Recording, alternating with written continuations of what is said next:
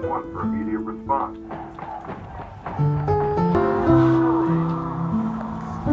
I need to get my life together. Maybe I should run.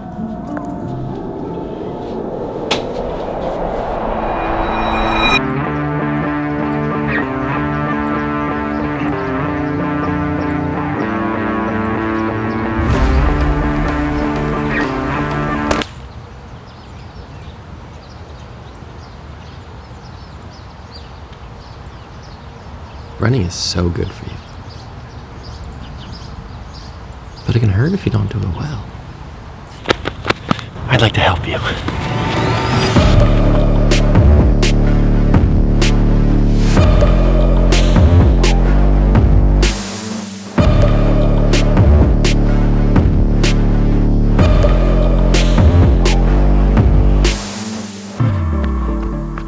Of all the people who come to this track, who stays? Who stops coming? And not for motivation sakes, but injury sakes. Why do we get hurt running? Why is it always told that impact's bad to take up cycling? My question for you today that I'm going to answer is, how do we run better? That's what we're going to cover today. Welcome to the channel.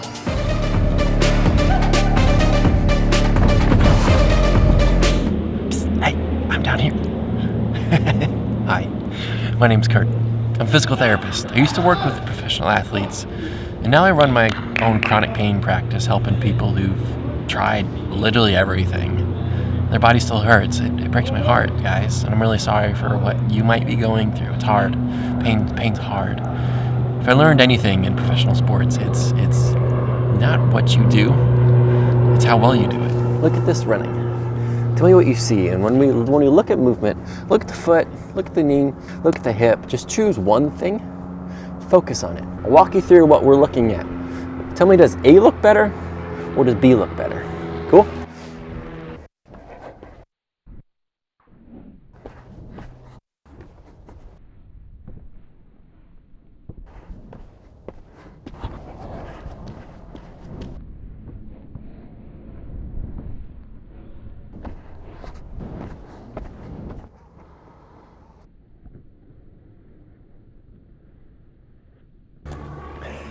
Now, did B look ridiculous?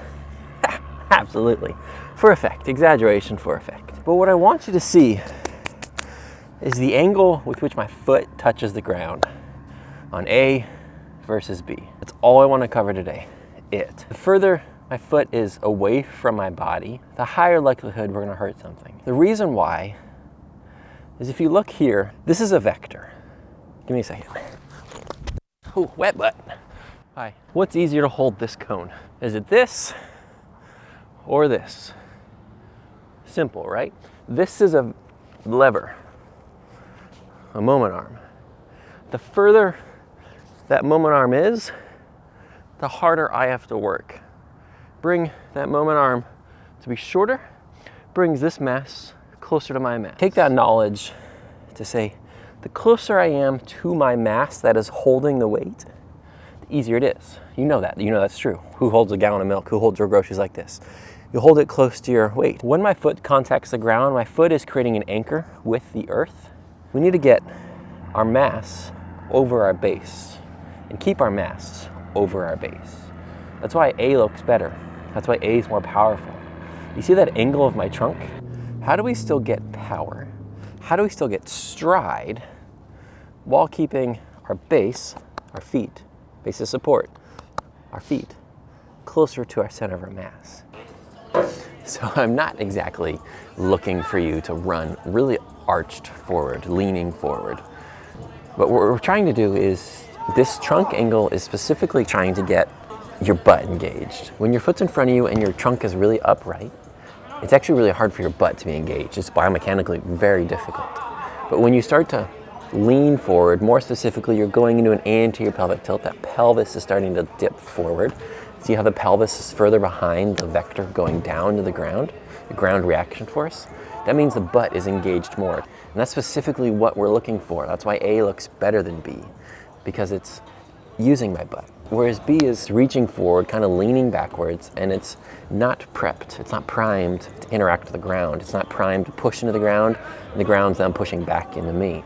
Where's the force going to go when you're not prepped? It's going to go to your shins, your anterior tibialis, shin splints. It's going to go to your quad tendonitis, or any sort of knee pain. It's going to go to your hip flexor tendons. It's going to go to your back joints. Don't be surprised if your butt's really sore, your hamstrings really sore, your calf's really sore. Don't be surprised if they feel discomfort. It's not pain. It's just they're not used to working. That's when deadlifts and squats and all these things that we can do in the gym that can help us with our running as well.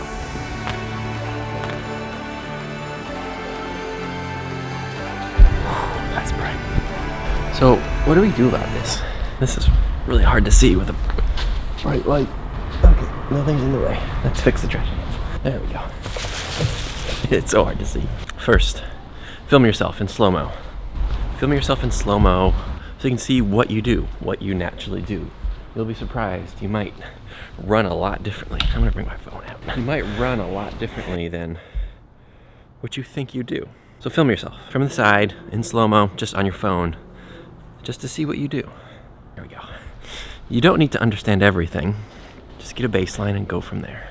And then I intended to show you 3 drills in this video, 3 drills that help. So you don't have to think about running forward.